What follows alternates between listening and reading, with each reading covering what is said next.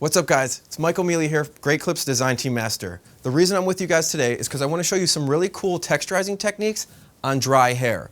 I'm also going to add a little bit of a fringe to his style to give him just a different look that can complement his tight, short summer fade. So I've already pre-cut Gino. And what I want to do with him to add some versatility is to add texture. The reason why we're adding texture to men's hair is because men's hair in general, they want versatility and they want different styles. What I mean by that is, I want to give him some extra texture to be able to style his hair to the right, possibly even to the left, up, forward, and add that fringe today. That's going to just show some European influence style. What we want to do here is take some horizontal partings, and you'll notice my sections are a little bit bigger, but I'm just getting in here to break up some of this weight. Again, the reason why I'm doing this on dry hair is because I really want to see where that density lies and where that weight is. One of my favorite things about doing dry texturizing is you don't always have to focus on just the top. It's really good to be able to see where the weight's going to shift on dry hair when it comes to the blend from clippers to clipper over comb, from clippers to scissor over comb, or whatever technique it is that you're comfortable doing. The reason why the point cutting is going so deep is because I want to create movement and I want to remove bulk at the same time. That's why I'm not really trying to blend this much, so you don't see me really just taking smaller.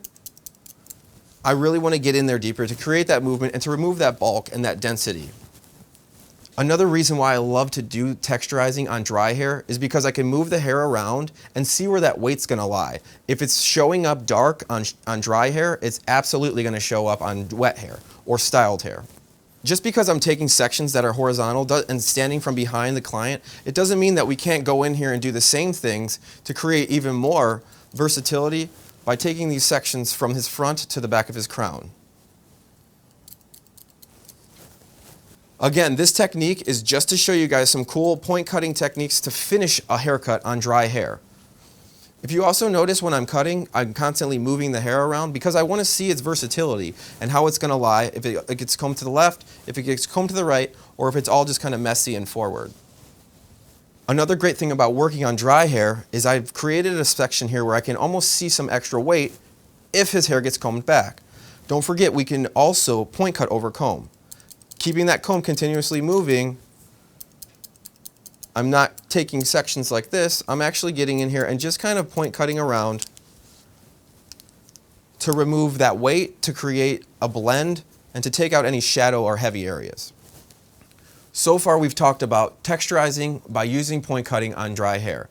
There's other tools out there that we can use to achieve this type of look or to remove bulk or create texture using different tools on dry hair if they're used correctly. Texturizing shears.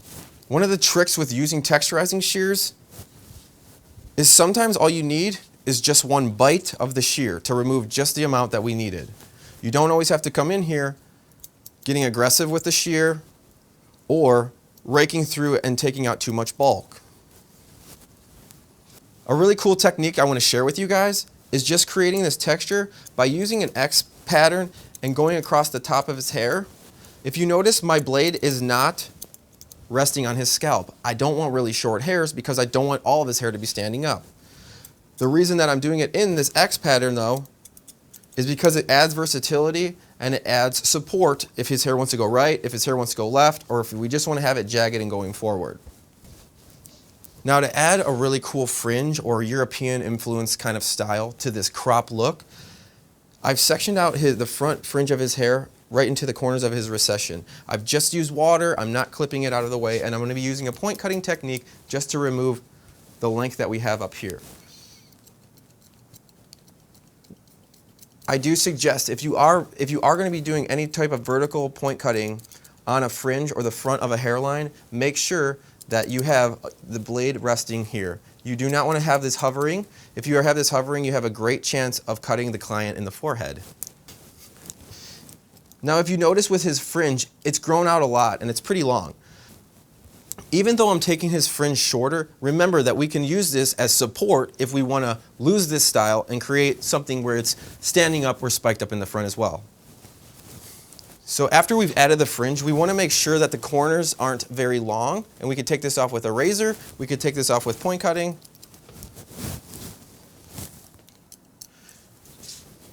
And to check this top length here, to note that this isn't going to be extremely long.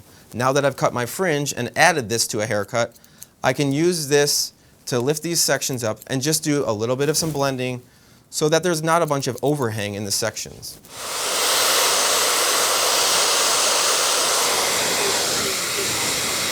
So I finished off the style with Great Clips Solutions Fiber Cream. I put this on his hair damp and I used a blow dryer to actually achieve the style that I was looking for.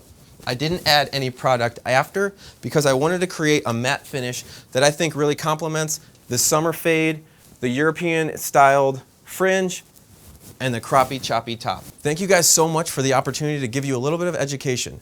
Feel free to comment below and give me some education back. I would really appreciate it.